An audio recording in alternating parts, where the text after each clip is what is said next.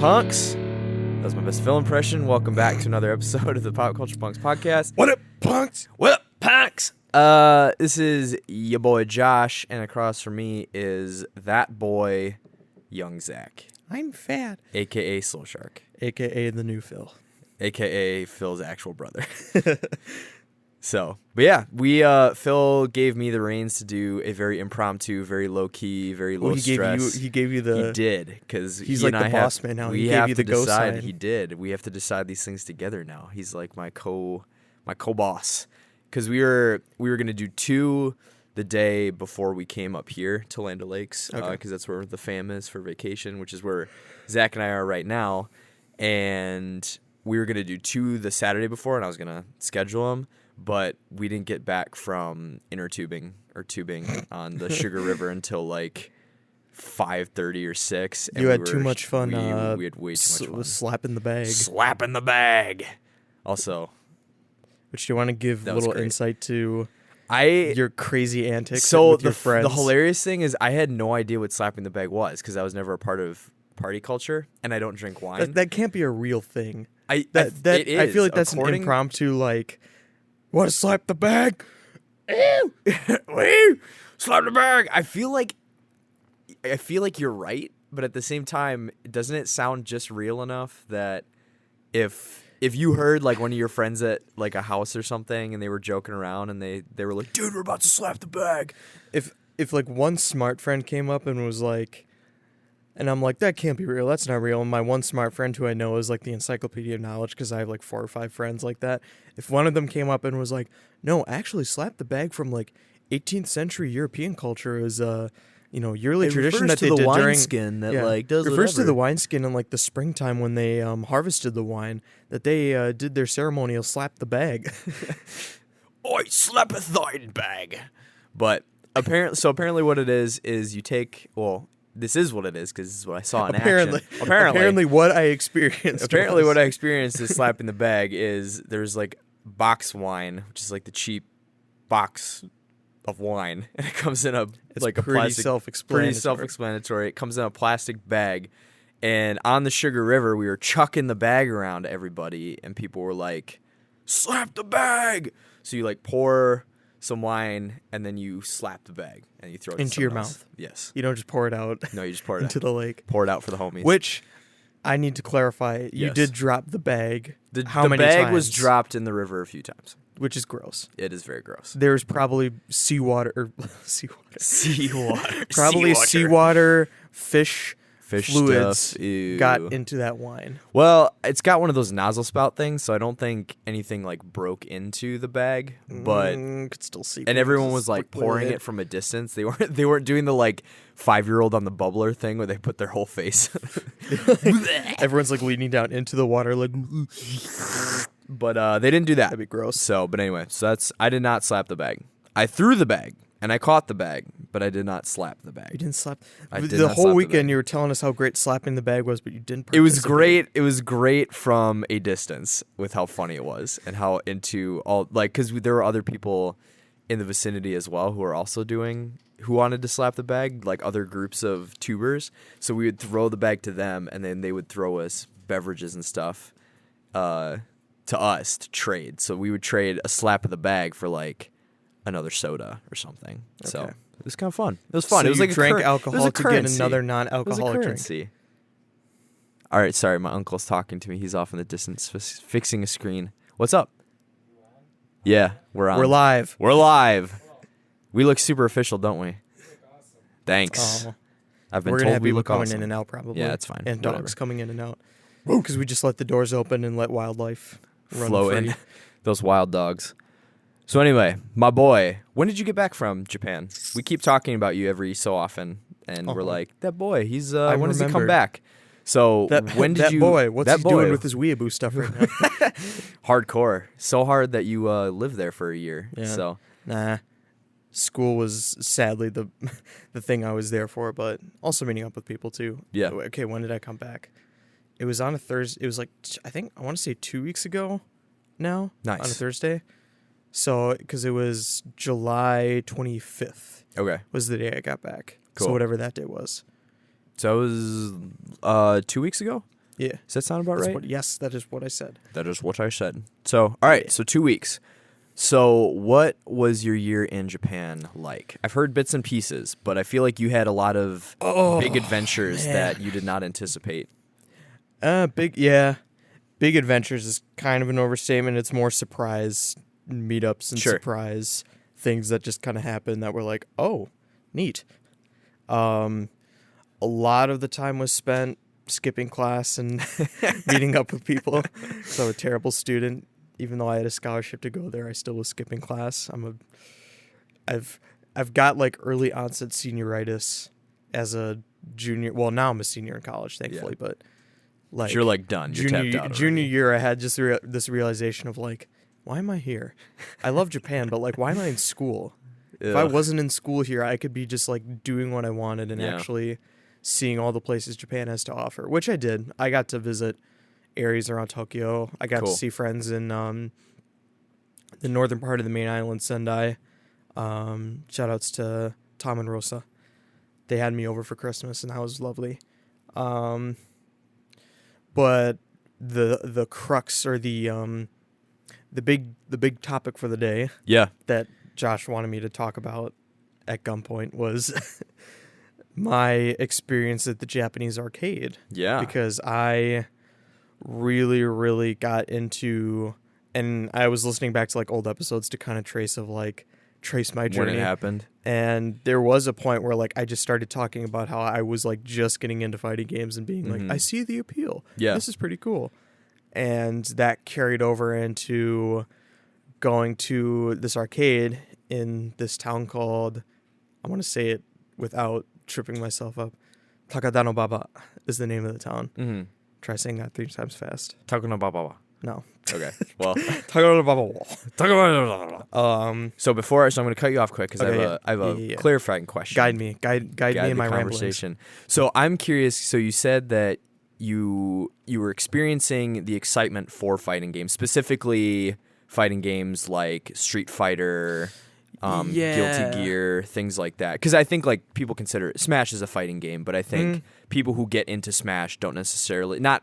Obviously, there are people who do get into Street Fighter and stuff like that, but I feel like that's a different beast. So what specifically about like 1v1 is that like, I don't know what the specific clarification or classification would be of like what kind of fighting games like a Street Fighter is? I mean, it's a 2D fighter. 2D I fighter. think that's the best. Because Smash Bros. Is like, it is definitely absolutely a fighting game, and it's considered like a fighting game. It's Absolutely. Not, people are like, even people I talk to at the arcade, it's not like they're like, oh, you played Smash Bros. What a scrub, what a Definitely. scrub lord. It was very much a like, oh, you played Smash, but there's also the general consensus that Smash is not a traditional fighting game compared. Absolutely. Like Street Fighter is a traditional fighting game. Right. I think that's like when you ask like what's the kind of foundational thing that started, because Street Fighter 2 Turbo, the arcade machine, I think like people cite that historically as like the fighting game that started it all, which is an interesting Sure. story. Because basically Street Fighter wasn't successful, and I don't think Street Fighter 2 is that successful either, but I remember hearing it was basically something happened where they put out an arcade machine like of Street Fighter 2 that was like glitchy, but people learned how to do combos and like link moves together. Oh, and like weird. that gave birth to combos in fighting games. Sure. And hence that's why everyone Street Fighter 2 Turbo's like heralded as the fighting game, because that kind of started it interesting. all. So almost like it was like an unintentional thing that was in the game design, and so Yep. then players themselves picked up on it, and then Players that themselves became picked up the on it and staple. started, and then Nice. I think Capcom was brilliant in being like, well, people enjoyed this aspect, so let's just leave it in there. Cool. And let them go I to town never on knew it. that. That's awesome. Yeah. So anyway. I might be a little wrong on some aspects, but I remember seeing some video of some guy seeing like the original machine and saying like this is what started it all, especially for Street Fighter, because really since then, despite how Street Fighter V, the newest iteration right now, is kind of up for debate as whether it's good or not, it's still like the fighting game, regardless of whether it's good or not. And Street Fighter's probably going to stay that way. Sure. What's your opinion on 5? It's really tough because I'm coming from this state of I got really, really into Street Fighter Third Strike, which people who know that game know it's fantastic because it's like there's all these mechanics, there's all this nuance to it. The sprite art is like the best, even for its time. Because I think it came out in 1999, I want to say. And just the character roster is so not normal Street Fighter stuff. Like, Sure. you get, I think, you've got the main three, Ryu, Ken, and Chun-Li. Are there any repeat people? I think Yoon and Yang were from other games. But it was this reality. I think what made it cool and unique was that it was like the majority of the roster was like not your normal Street Fighter cast. So like Guile wasn't in there. Yeah. M. Bison wasn't in there. Balrog wasn't in there. And fun fact, do you know Alex? Have you seen that guy before? He's like the really buff dude with like the camo pants. I think so, the yeah. bandana. Yep. He was actually set to be the new main character of the Street Fighter franchise. Oh, really? Yeah. Interesting. But everyone hated it because they thought Ryu and Ken still needed to stand as like the staple. Yeah, Sure. they were the staples. So they were not going to have Ryu, Ken, they weren't going to have any original fighters appear in the third generation series. Fascinating. But they, obviously everyone was smart and was like, that's stupid. That's not a good Don't idea. do that. Yeah, for sure. Nice. So Street Fighter V, there is this level that I'm starting to realize, which is really fascinating because part of the reason why I got into Street Fighter V and Dragon Ball FighterZ, those are technically like my first two fighting games, was that there's this level that mechanics and playstyle were kind of streamlined to long characters. And I mean, granted, there's like some characters that are better than others. Right. But there's this level of the game was made more accessible for people. It was like forced to be easier so that more people could play it. And I think initially I was like, this is great because now more people will play fighting games. But now that I've gotten more experience and I've talked with other really experienced players, there is this, and playing Third Strike too, because I'd say that's my favorite 2D fighter of all time. Playing that one, which is known to be like one of the hardest fighting games of all time, there is this level of you almost should have a difficulty gap. You almost should put out your game and just say, this is going to be difficult to get into, because what makes fighting games fun, and this is what I realized while being over there, is that your skill is determined by how much time you put in. Very much like any other game, really. Any other like any game you want to get good at. Like, talk to any Smash Bros. Player and they'll say that same mentality. Yeah. And I think then it gets really difficult though, because like it's a balance of me being a freshly new player but being skilled enough to hold my own in like a Japanese arcade. Right. Is almost what makes it difficult, because part of me is like, no, game should be really difficult because like the payoff is so much better. Because I think of in Street Fighter V, when I get a victory or when I win, I'm more kind of like, ooh, all right, I did it. Cool, neat. Sometimes I'll have a really exciting match and then I'll win or lose and feel like satisfied. But majority of the time, it kind of feels like, oh, I just did my combos right, so I won. Or, oh, I just did this right, so I won. Or, oh, this guy wasn't playing well, so I won. Sure. Which can happen in like old school fighters too. But I think why Third Strike was so appealing to me was that I knew it was a hard game and I knew I had to put in the time to best people at this arcade who've been playing it for, probably years. Like literally when I was 2 years old, they've probably been playing this game. Yeah. So that was kind of a scary aspect. But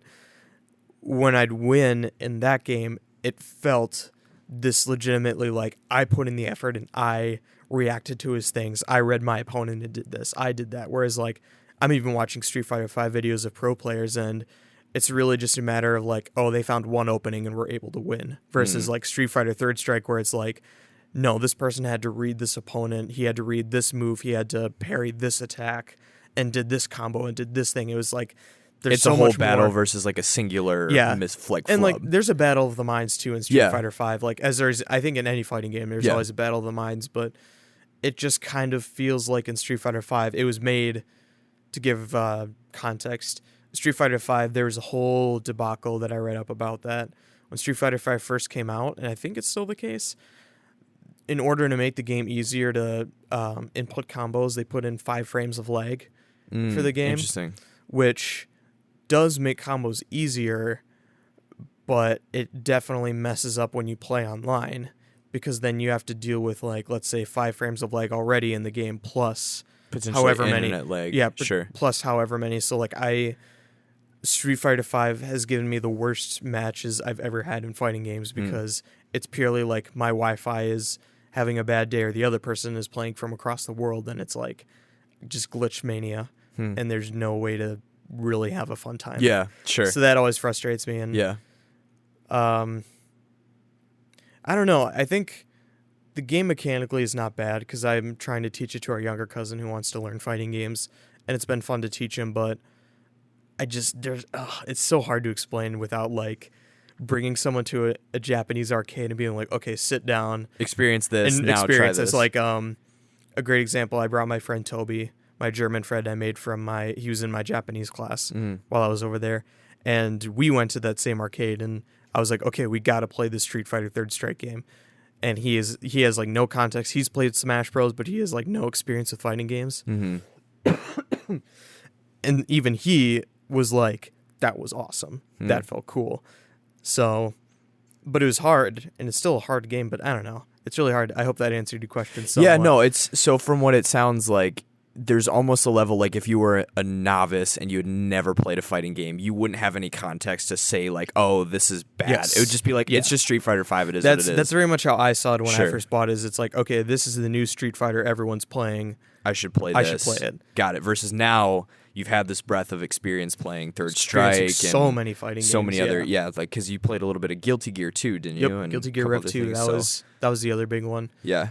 So do you find, I'm interested in the fighting game culture in Japan. Do you think that there's more, the older school games are more, I feel like that's for a lot of games, but do you feel like the older fighting games are still heralded as like the best and people still invest more in them? Or is it like Call of Duty syndrome where it's like, oh, this is the newest fighting game, so everyone needs to master 5. So like for Street Fighter, it's like, oh, it's a Street Fighter 5, so everyone needs to play 5. Or is it really like, no, you pick your game. So for you, if it's Third Strike, you just stay in the Third Strike lane and like you just become a pro at it. And there's tons of other pros, and you all kind of build this community of fighters. I think, I don't think it's a matter of it's the new game. Everyone hops on the new game because I was I met another group of people, a bunch of Japanese guys, and I met some foreigners who spoke English.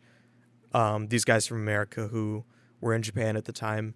I got to talk with them about Vampire Savior, Darkstalkers 3, which came out a while ago. But there was a huge group of people playing that game. And one of the guys I talked to, because part of me was like, oh, this was really fun trying it out, but I don't know if I'd get into it because it's like, it's kind of old and I feel like I'm not on the bandwagon. Yeah.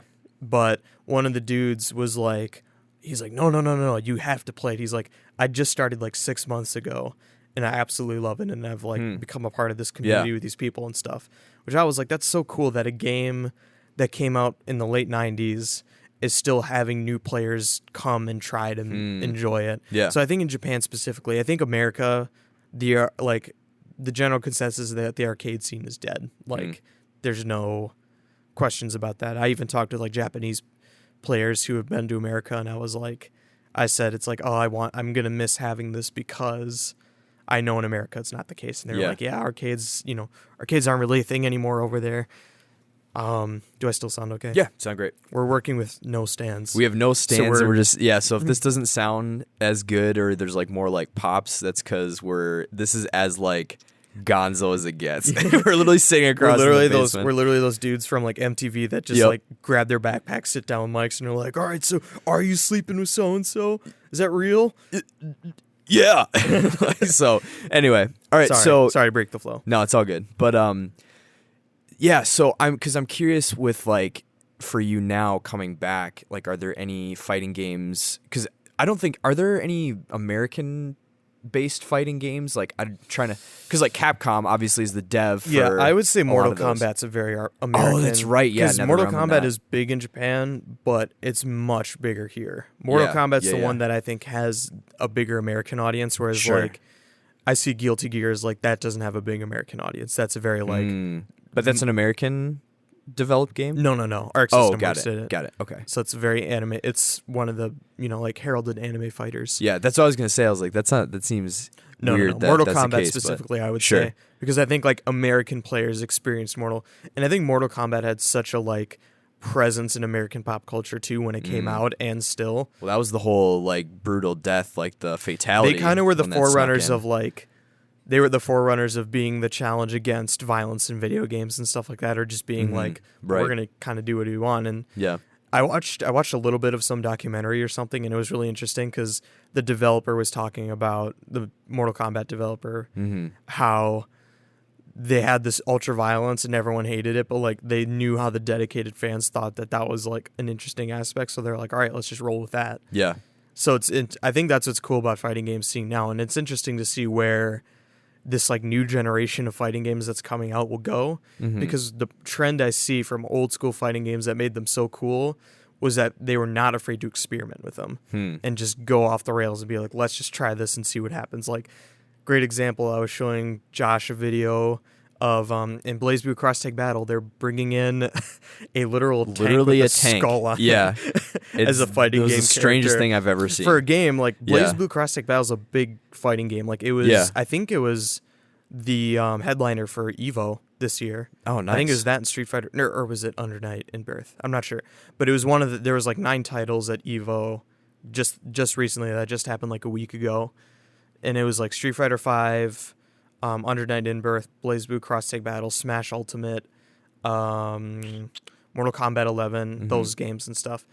So like, you can play as a tank. Yeah. Which is And it's kind of, crazy. and what I love about that though is it's like that came from a game that was very like, I think it was from this weird Japanese game that was like taking World War II stuff and turning it into a fighting game, which is Weird. like, it's so weird and dumb, but you're also, you gotta like respect that they just were like, just like, why? let's just do What you it. did. Yeah, yeah, let's exactly. just go for it. And I think that's what I Nice. see with all the old school fighting games is there's no fear of being experimental.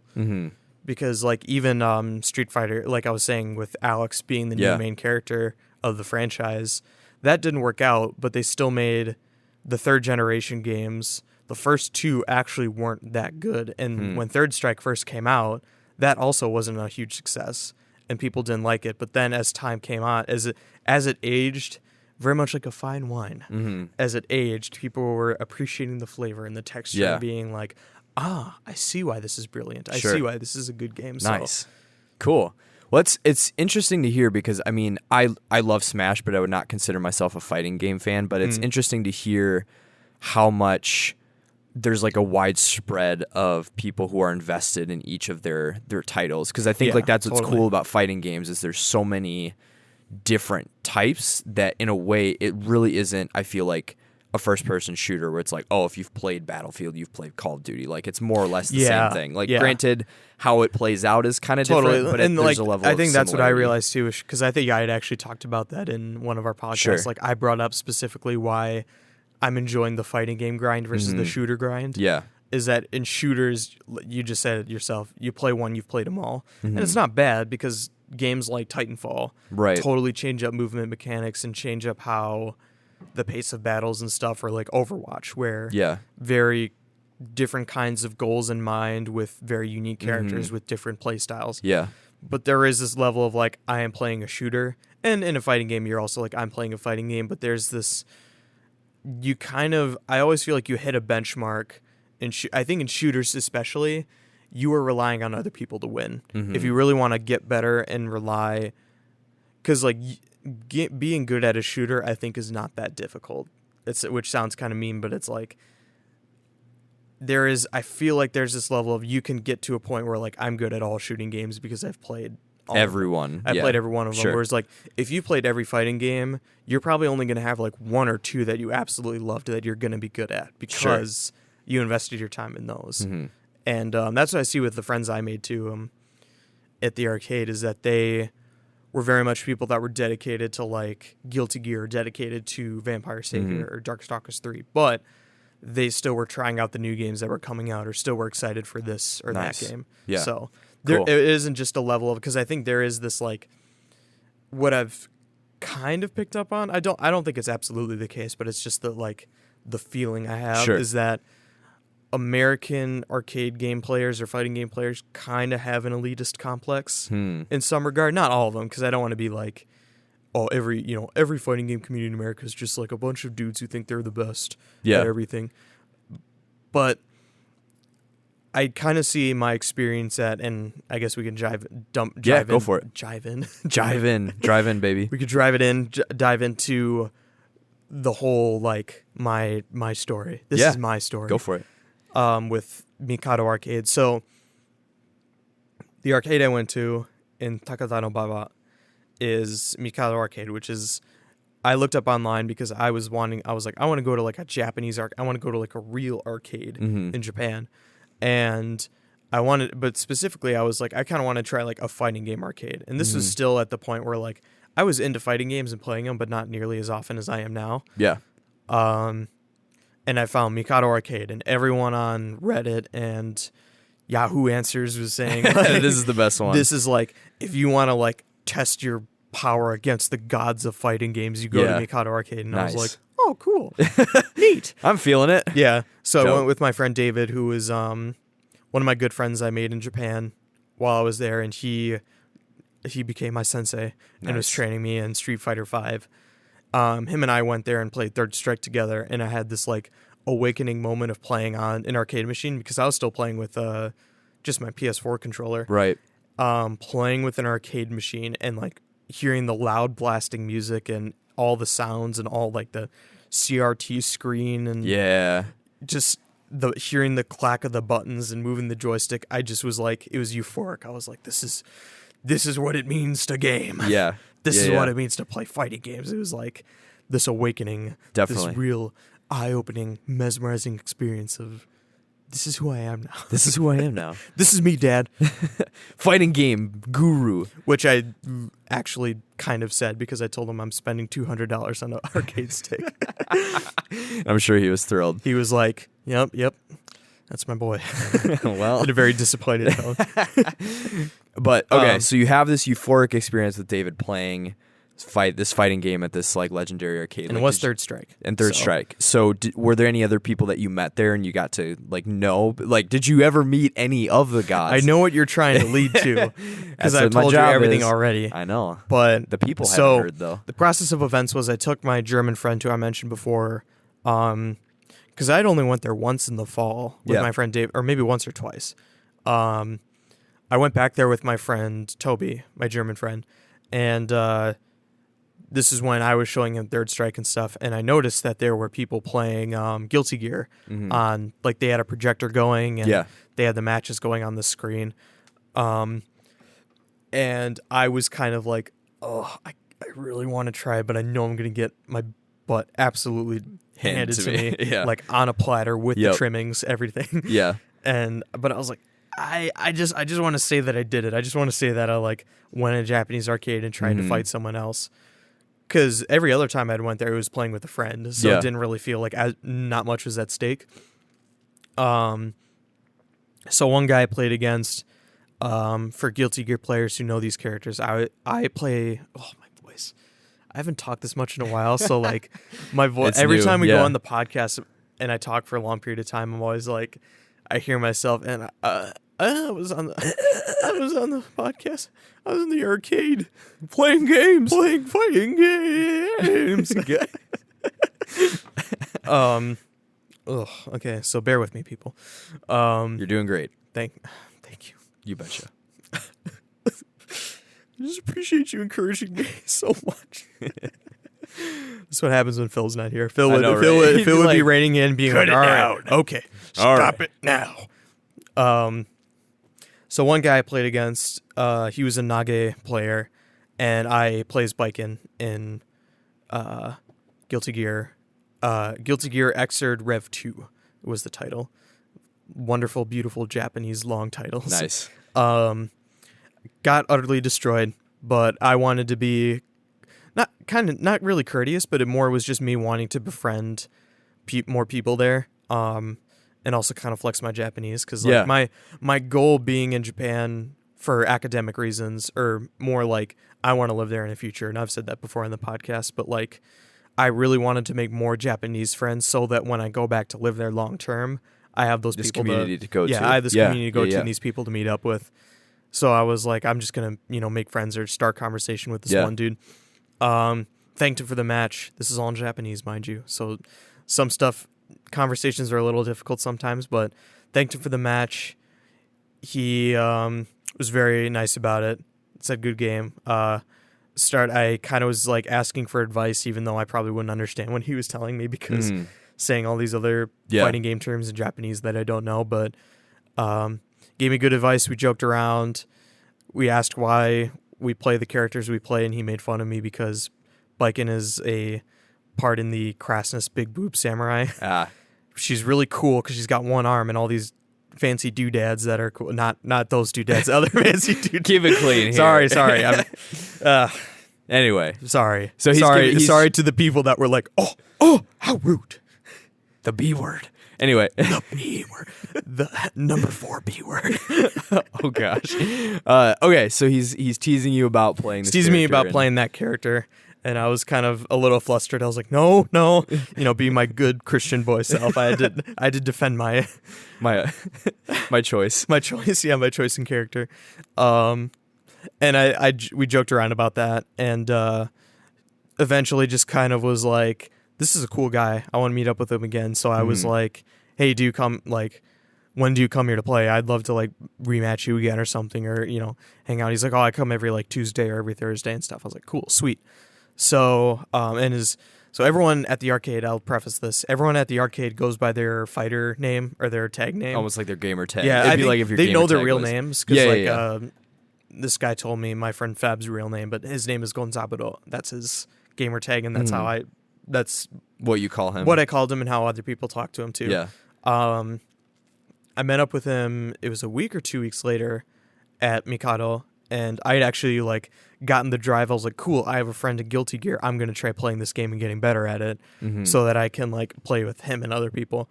So it was like a week or 2 later, I go back to Mikado and I meet up with him, and he's there, and I said hi to him, and he recognizes me, and we're talking, shooting the breeze, and this other guy kind of joins in the conversation. I introduce myself, and Gonzaburo was like, oh, this guy's Teresa. I was like, I was like, why does he have a girl name? And he was like, oh, it's a character from Full Metal Panic. I was like, oh, okay. So it's not just... Yeah. I mean, you don't want to judge. You're just like, that's an interesting decision. That's an interesting decision, Teresa. If you're going to be immortalized in the fighting game community and you choose this name, might as well be like Mother Teresa. Yeah, nice. That's what I was thinking. Is I was like, is it Mother Teresa? Like, he's a saint. Loves Mother Teresa. He's a saint, yet he destroys people. Yeah. So he goes. This guy Teresa. I talked with him a little bit too. He goes to sit down and play a game, and Gonzaburo is like, he's like, do you know Teresa? I was like, no. Am I supposed to know him? He was like, Teresa's the number 1 jam player in the world, and you need to understand, this is a game, I mean, it's not huge, but it's big enough that it's got a big enough audience that in the fighting game world, people know Teresa's name. Yeah. Like, if they know Guilty Gear. Yeah. So, like, I literally looked up on Google, I was like, Teresa Guilty Gear, and I looked in all these Reddit posts, and, like, people being like, oh, I want to main jam, but I don't know how to do it. What should I do? And everyone was like, watch Teresa's videos. Watch Teresa do these matches. He's like a monster. And I watched... So Jam is a character. Jam is a character. Yeah, okay. I need to preface that. So, like, when I say, like, this person is the best blank player in the world, that is no understatement. Yeah. These are people who, go to... And, like, Teresa's one of them. He's gone to, like, EVO and Combo Breaker, like, giant tournaments to play as this character. Right. Yeah, to win. Nice. So I kind of was like, oh, dang. And so same night, I see this other dude playing Potemkin, who's a grappler character in Guilty Gear.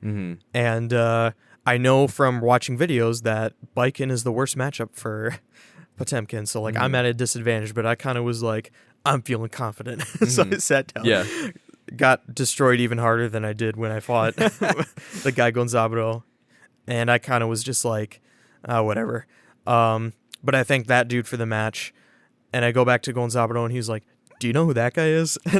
He was like, the guy. I was like, who? He was like, the guy in the red shirt. I was like, oh yeah. He's like, you just fought him, right? He was like, that's Fab. You don't know Fab? I was like, Who's like, Fab? Who are these people? You can't. Yeah. And he was like, that's awesome. Who are these? Who you? Yeah. He was like, Fab's the number 1 Potemkin player in the world. I was like, oh, Of course. You are all just gods among men, aren't you? Like, so I kind of just kept getting starstruck and seeing all these people that were just like the best player at each character. That's awesome. But like the thing I noticed and saw, which was so cool, is that it's like, yeah, these guys are the best players of the character, but like they're super nice and they're super humble. Like, one of the nights I went there, Gonzabro wasn't there, but Teresa was there, and he was actually like watching one of my matches, and I noticed he was watching, and I lost pretty bad, and I was just like, I don't know. I'm like, do you have any advice? And he totally was like showing me the motions. He's like, here, you should try doing Tatami Gaisher. He was like, you should do Urizami if you're getting in the corner. Like, try. He was like giving me really sound advice and was being really cool about it. And like, what I took away from that was, here I'm just this.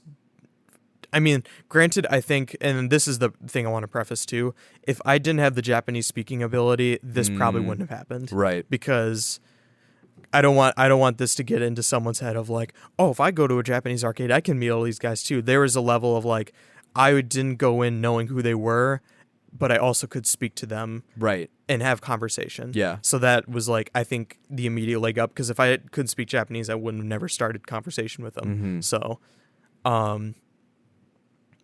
what this made me realize is that these guys are absolute monsters at this game and utterly just dominate anyone who's like just trying to learn it. And so here I am, this just foreign American dude who has no skill in this game, just showing up. I tell everyone there, like, I've only been playing fighting games for a year, which is the truth. I've only been playing fighting games for a year. I played Guilty Gear for like 6 months. Yeah. I have no idea what I'm doing. Yeah. And they are nice enough though to like give me advice and still like talk to me like a person. And I'm not saying like because it makes it sound like it's like I have this like almost makes it seem like I have this stigma of like, oh, because they're so good they would never talk to a scrub like me. But I think there is this sense of like the elitist gamer in America. Yeah. And I don't. It's really hard for me to put labels. I don't want to do that. But I feel like there is an attitude that you see that's more prevalent. There's much more level of US. you see pro players in America more often than not be total D-bags to people. Yeah. Like, not to throw names around, but there's this dude named Low Tier God who's just like, just the biggest loser in the world. Like, he's a good player, but he's just an awful person. Sure. So that's like that. I see people like him and other players, and I'm not saying like everyone is like this, but you just see these people who are in the fighting game community in America as like these prime examples of like, they're the reason why people coming into fighting games don't want to play, because you get people like that who are like, come at me, scrubby loser.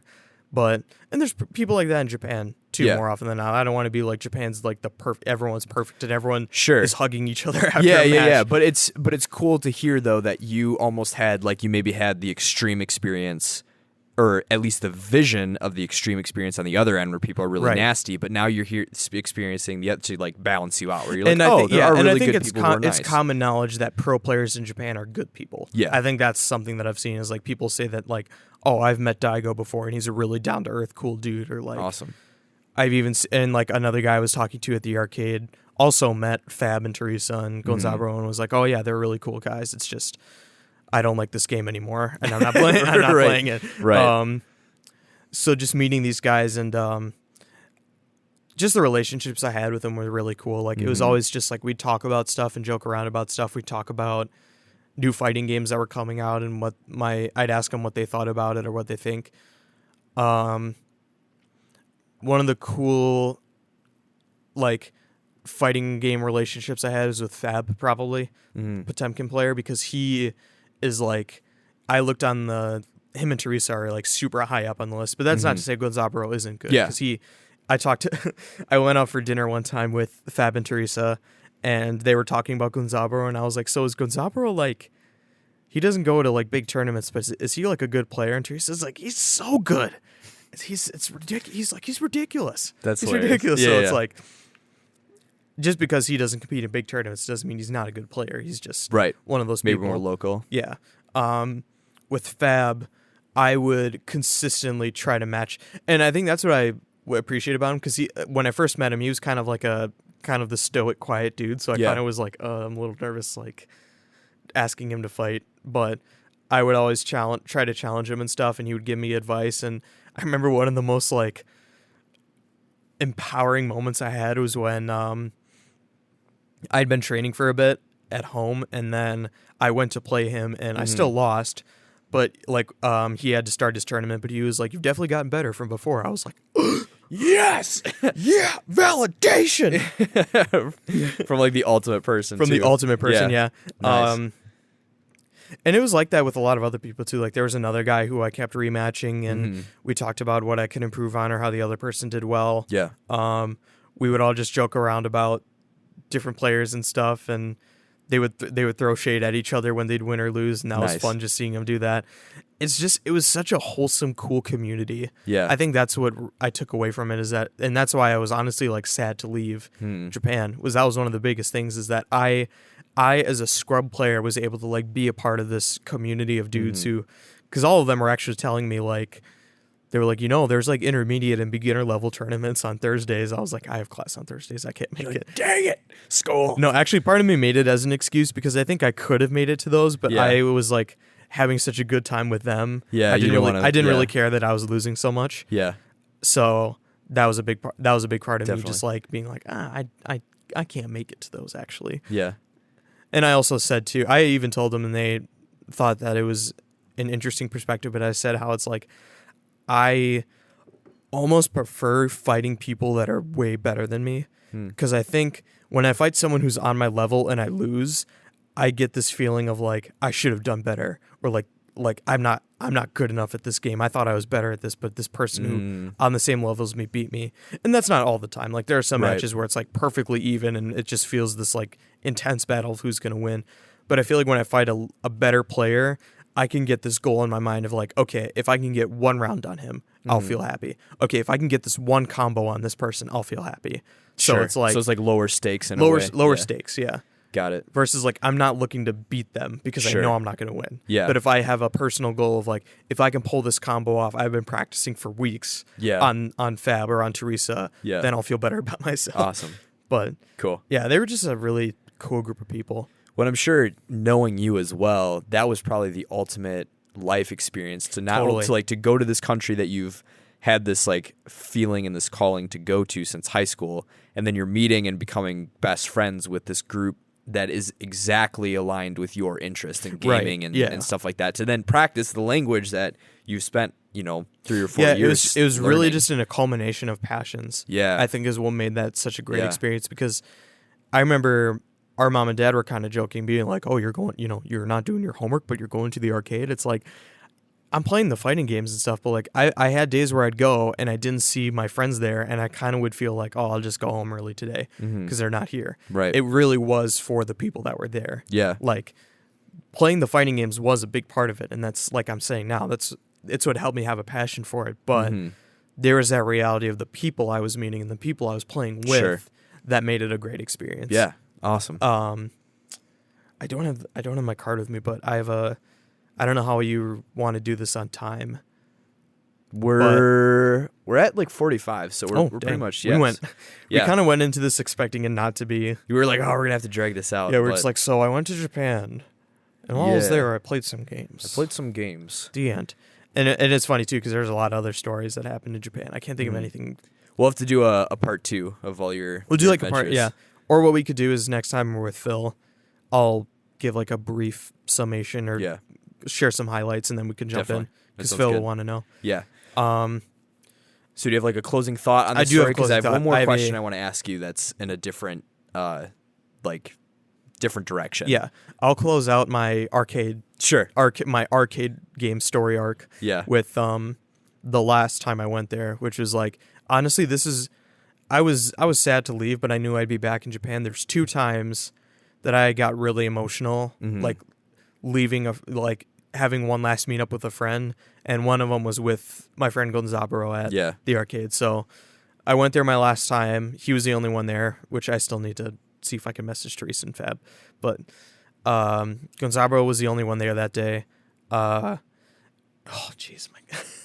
You're all good. Ugh. You're almost done. I'm getting there. I'm hanging in there, boss. I went to see, because I was wanting to meet up with Gonzaburo one more time before Yeah. I left. And went on Tuesday. There's no one really there, but we were talking about stuff. He was messing with. He's very much a like kind of a troll dude, but like very lovable troll. Because like you don't want someone who's like completely just puts you down, but like I like people who troll in the sense of they're just kind of wanting to get a rise out of you and mess with you. So he was making fun of me because I was talking about how I've been playing Gyakuten Saiban or Phoenix Wright Ace Attorney. Yeah. And I was like, oh, I'm on the third game. He was like, which case are you on? I was like, this one. He was like, I know who did it. Do you want me to tell you? I was like, no, that's a spoiler. He's like, no, like, who do you think it is? I'm like, I don't know. I'm not that far in. He's like, I'll tell you if you want to know. Like, just like mess with you. Yeah, he was messing with that. So the pinnacle moment was we were talking about Guilty Gear. And I was like, I told him, I was like, I think I'm kind of giving up on it. And he was like, dude, it's way too early for you to give up. You kind of just started. I was like, yeah, but it's just a really hard game for me. Whereas like I was pointing to Third Strike and saying how like I can go to like this arcade or other arcades and actually beat people. Mm-hmm. And the reason why I feel good beating people in that game is it's like these are people that play this game a lot. And same with Guilty Gear 2, but like Third Strike is one that's been around long enough that like people who will go to this arcade specifically to play it are people who are good at the game. Right. Like I had plenty of losing matches, but I actually could beat people in it. Yeah. Like I went up a side story that I told Josh that I was so proud. This was like probably my most pinnacle like empowering moment outside of fighting Fab. I was facing against this one dude who was a Yoon player, and Yoon is like notorious for being second top tier character in Third Strike, and he beat me obviously, but I got kind of close, and I kind of was like, whatever. I made some friends with these other guys, so I'm gonna just go talk with them after I lost twice.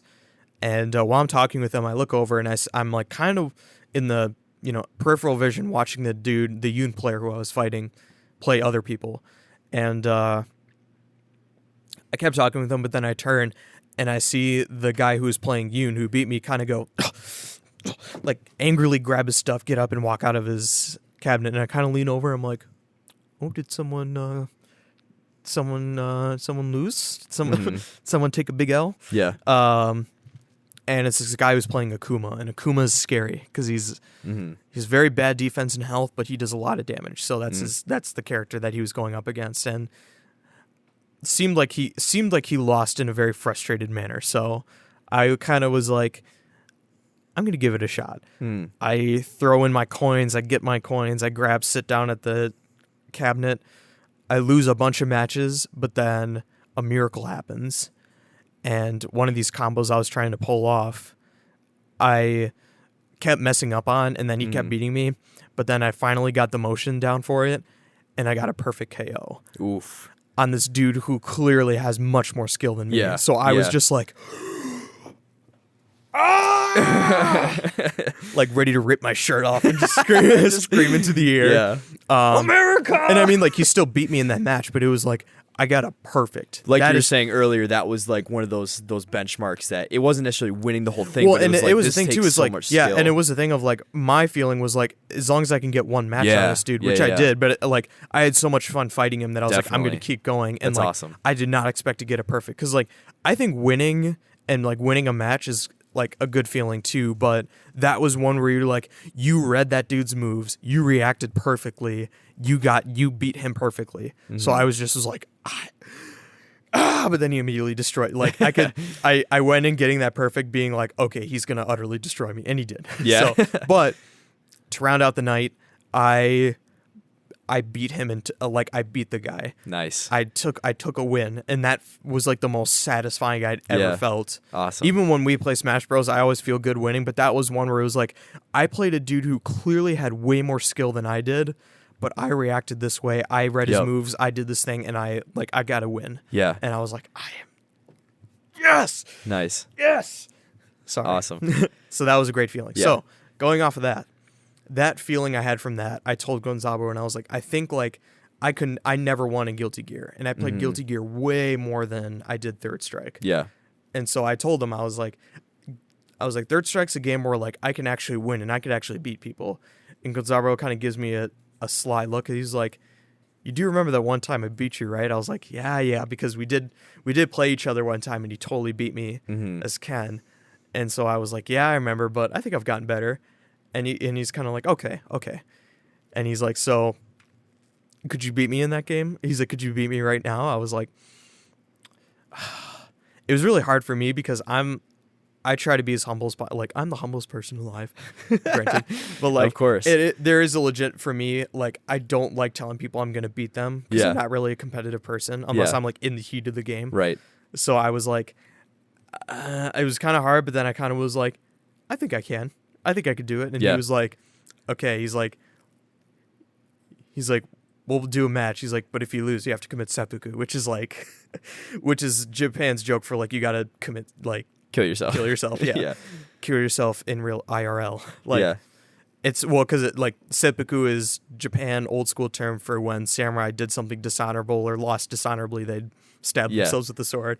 So it's like dying an honorable death. Yeah. So he was just like, yeah, basically like, okay, if you lose, you gotta commit seppuku, kill yourself. And I was like, okay. I was like, and I laughed at that, and I was like, okay, let's do a different wager. I was like, a real wager. I was like, okay, loser buys the other person a drink. And he was like, okay, all right. So we go and sit down. And I'm like, I'm getting so pumped because I know like this is kind of my last time there. Yeah, So this I'm is your like, moment. This is your my moment. moment. This is, Yeah. and he even laughed, and Gonzalo was like, this is like a Japanese drama. Like, it's like a drama show. You reaching your pinnacle, your Yeah. defining moment. And I was like, yep, that's why I gotta, You're all good. that's why I Push gotta through. win. You got it. So I sit down and I'm like, my heart is actually racing. I'm Yeah. like, I'm going to be going home to America. I won't get to have this chance again. I need to like prove myself. Yeah. So he picks Dudley, and I was interested by that because he played Ken the last time we had played. And I totally beat him Yeah. as Dudley. And I kind of I like come over to his machine and I'm like, yeah. And he laughed and he was like, wait. I don't know Dudley's moves. Let me pick a different character. Yeah. I was like, all right, okay. And then he picked Ken. Mm-hmm. And the matches were great. They were intense. And I came out on top Wow. twice. What was the score spread? Like, was it like 1-2 or like? I think it was 2. I think it was 1-2. I count the rounds as he was Ken because he didn't know Dudley at all. Right. It was, I think, 1-2 when for the first match, because I remember it being closer, and then the second round it was 2-2 for me, or it was 2-0.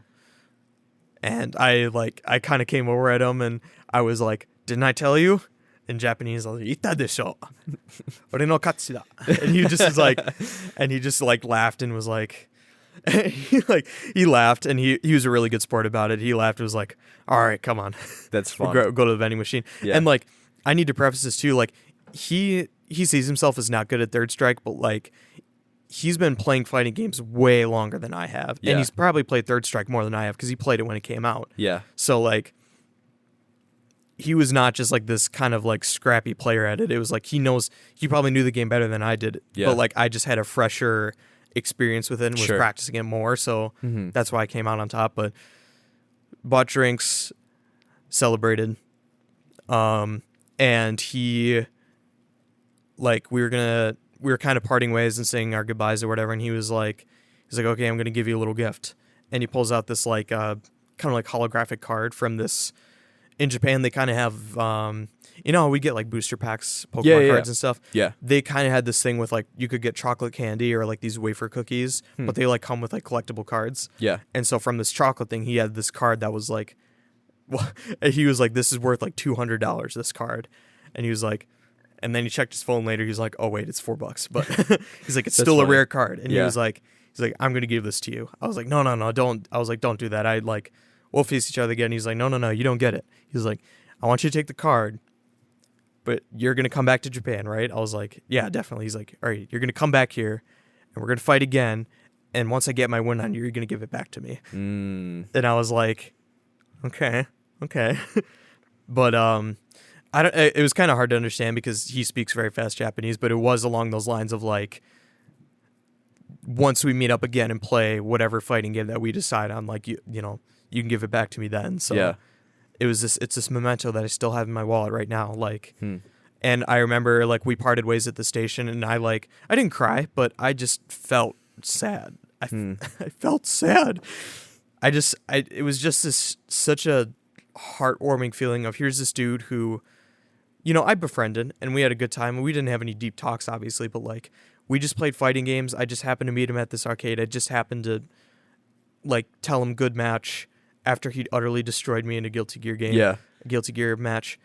And it ended up becoming this relationship that like I can look forward to deepening when I go back. Yeah. And even through not only just like meeting up and hanging out, but like through gaming, through video games and through pop culture. Definitely. That's what it always comes back to is the pop culture punks. Yeah, baby. It's all about the love. Positive vibes. Yeah. So that was a wonderful way to end my saga over there. And I know they announced the new Guilty Gear coming out in 2020. So you're like, I'm like, because Guilty Gear Rev 2, I've kind of reached this point where it's like, I am enjoying playing other games versus this one because I play a character that's kind of difficult to master. But like, I saw that officially there's a new Guilty Gear game coming. I'm like, and I think I told Gonzalo, I was like, once that new game comes out, we are throwing down. Like, I'm ready. That's and funny. seeing that's why like I kept showing you and Jordan the trailers because I was like, it wasn't just that the game looks like the most beautiful thing in the world, but it's like,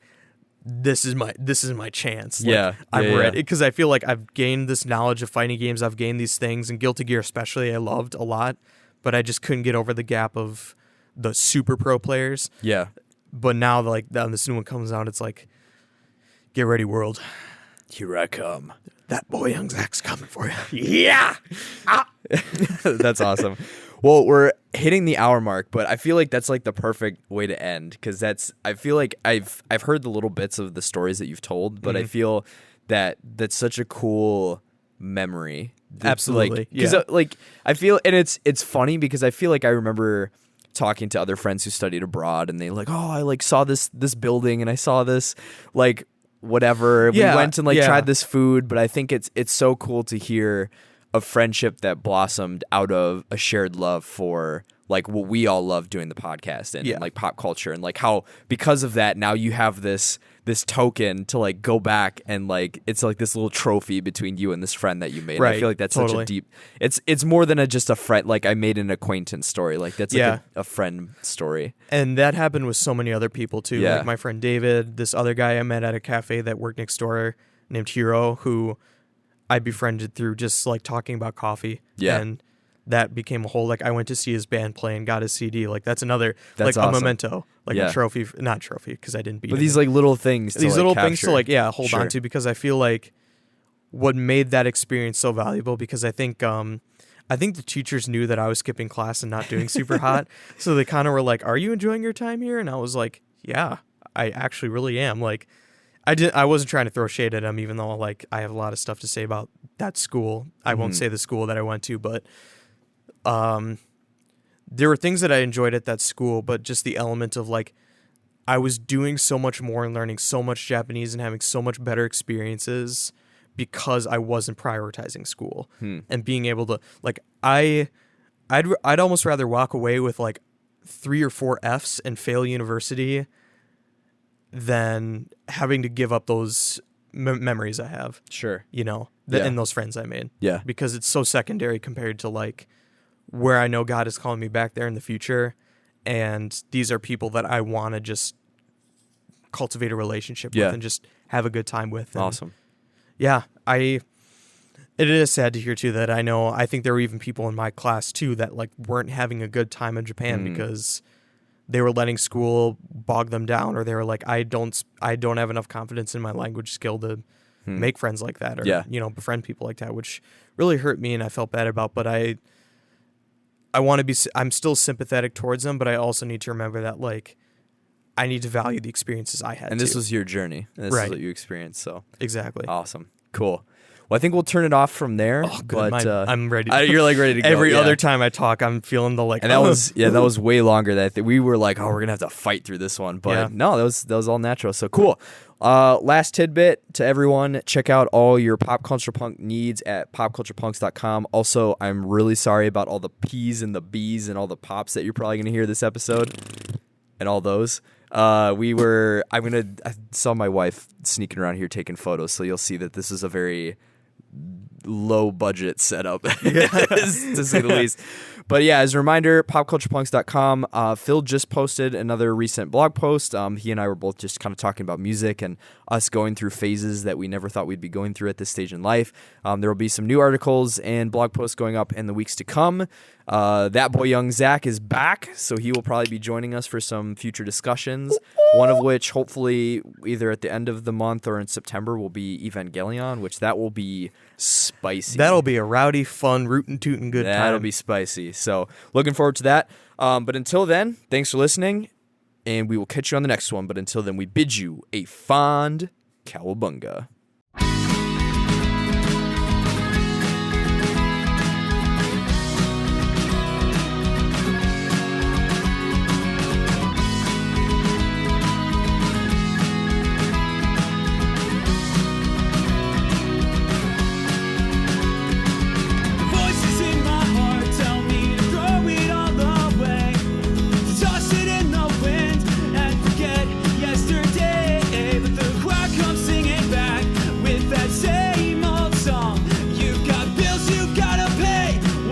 Job security, but I've been dreaming about packing it all up, cause the war in me just won't relent till there's nothing left but dust. So what do you do when the walls start closing in, and everyone you love tells you it's all just in your